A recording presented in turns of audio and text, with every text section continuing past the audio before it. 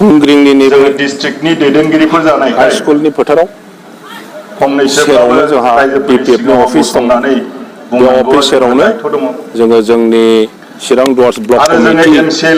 मोनफ्रोमबो प्राइमारिनि वार्कार्सफोरखौ लानानै जोङो जोंनि राजनितिनि सम्पर्के सावरायनो थाखाय बे मेलखौ लिंनाय जादों। राजनितिकआव बिभिन्न राजनिति दल दङ हिसाबै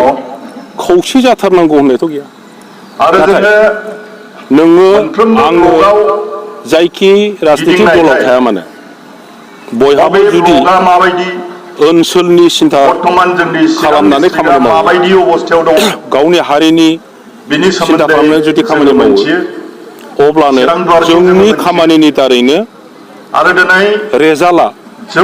खौसेथिनि रेजाल्ट मोनहैगोन। जोङो बेसिकेलि फैगौ इलेक्सनखौ बेस खालामनानै दा गामि गामि प्राइमारि ब्लक मबिलाइजेसन प्रग्राम जों लादों। UPPL आरो BJP BTC सरकारा ओनसोलनि जौगानायनि नामावहाय दा मा खालामगासिनो दङ, परिबर्तननि नामावहाय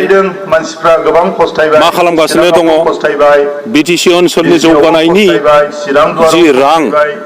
थाखा फैसा, बे थाखा फैसाखौ UPPL नेताफ्रा BTC आव माबोरैहाय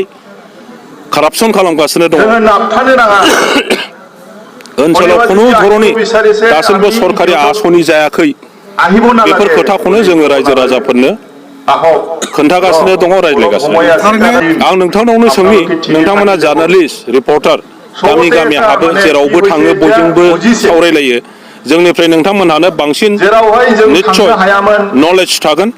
इनफरमेसन दं नोंथांमोनाव जे बबे जायगायाव UPPL गभर्नमेन्टआ दासिम बेसेबां थांखो समा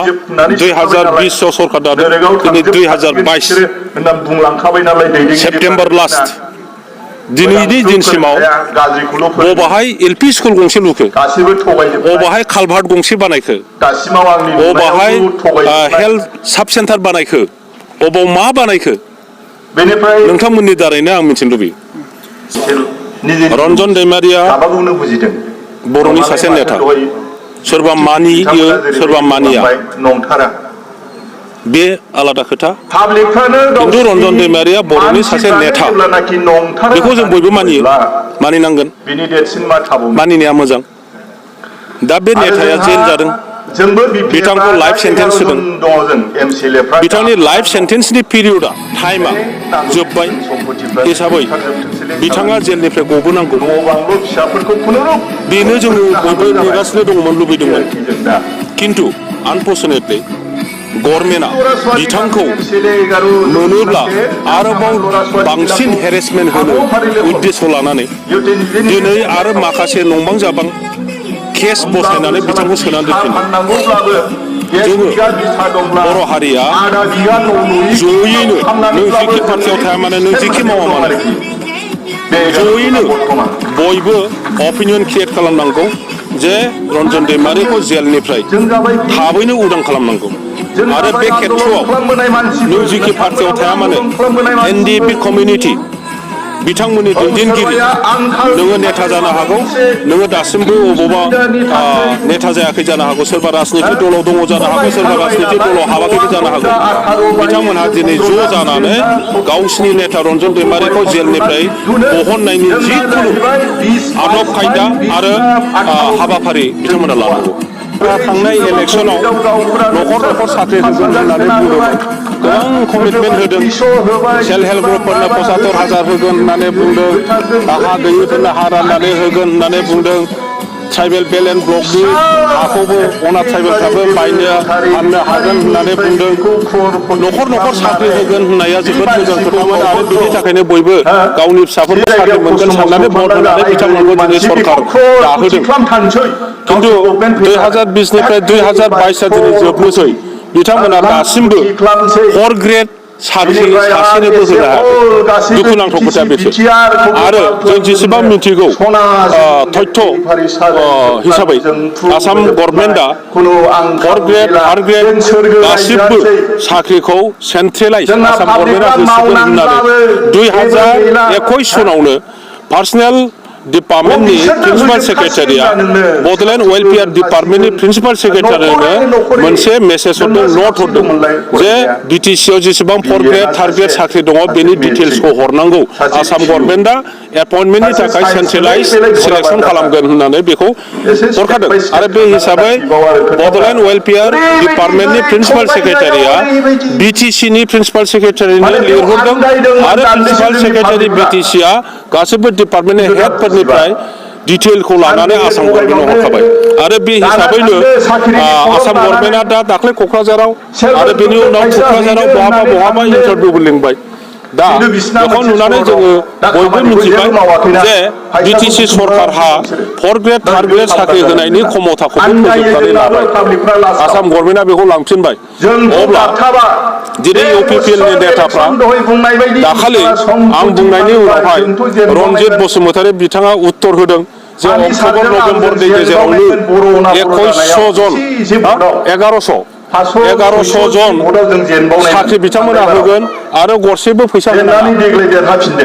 बिब्दि बुंदों दा जोङो नेगासिनो दङ गाबोननि उनावनो अक्ट'बर गोग्लैगोन बिथांमोना दासिमबो एडभार्टाइजमेन्ट होनायखौ जों इन्टारभिउ जागोन होननानै जों आसा खालामो आरो बेनि थाखाय मोनसे सिलेक्सन बर्ड सेन्ट्रेल सिलेक्सन बर्डखौ बिथांमोना डिजल्भ खालामबाय आरो सेन्ट्रेल रिक्रुटमेन्ट बर्ड दाबाय होननानै जों मिथिगौ खिन्थु आनफर्चुनेटलि खुनु बर्ड एबा कमिसननि चेयारमेना वार्किं अफिसारा जाया जिखुनु कमिसननि चेयारमेनफ्रा जायो बायह्रानि नन वार्किं नन अफिसियेल मानसियासो जायो खिन्थु दुखुनांथाव खोथाया जाहैबाय बिथांमोन दानाय सेन्ट्रेल रिक्रुटमेन्ट बर्डनि चेयारमेना बिटिसिनि प्रिन्सिपाल सेक्रेटारिसो आरो सेक्रेटारिफ्रासो मेम्बार बेवहाय खुनु पाब्लिक गैया इभेन इलेक्टेड मेम्बारफ्राबो मेम्बारानो नङा अब्ला साख्रिखौ सोर सिलेक्ट खालामगोन अफिसारफ्रासो प्रिन्सिपाल सेक्रेटारिया आरो बे बिटिसिनि सेक्रेटारिफ्रासो सिलेक्सन जायोब्लाबो इन्टारभिउ जायोब्लाबो बिथांमोनासो सिलेक्ट खालामगोन आरो बे रुल्सआवनो लिरना दङनो बिटिसिआव ट्राइबेलफ्रा साख्रिखौ मोनगोन आसामनि बायदि 10%ल' नोंथांमोनहा रिपर्टार दानि इउपिपिएलनि नेताफोरनाव नोंथांमोनहा सों बे खोथाया नंगौना नङा माबानि सेन्ट्रेल रिक्रुटमेन्ट बर्डनि रुल्सआव ट्राइबेलफोरनो बिटिसिआव 10%ल' साख्रि होनाय जागोन होननाय खोथाखौ बिथांमोनहा बोरै मानिनानै लाखो मेगालेण्ड मेला बेनि दारै बिथांमोनहा मा खालामनो नागिरदों मिन्थिया बिथांनि स्टेटमेन्टखौ आं खोनासंबाय जुदि सोरबा सरकारि हा दङ सरकारि हाखौ नियादि खालामनायनि जुदि बेबस्था खालामो थाखा फैसा गैयिनि थाखाय सोरबा गावनि बिमा बिफाया थैनानै थांबाय फिसालाया गावनि नामाव नामजारि खालामनानै लानो हायाखै बेखौ बिना फैसायै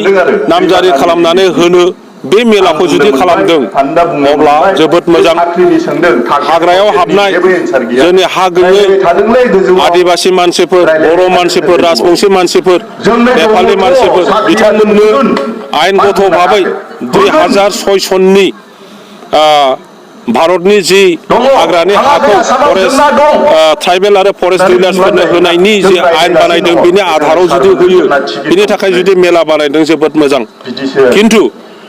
जों खोनानाय बायदि एखमबा थाखा फैसा लानानै बबेबा हाखौ सोरनोबा होनाय आरो ट्राइबेल बेल्ट एन्ड ब्लकनि आयेन आसाम गभर्नमेन्टनि हानि सायाव जि आयेन दङ बेफोरखौ मोजाङै सालिजारि खालायाब्लानो सोरबा अफिसारजों सोरबा जोंनि मोजां सिन्था खालायै मानसिफोरनि गियानजों जुदि खामानि मावो अब्ला जोङो गल जागोन।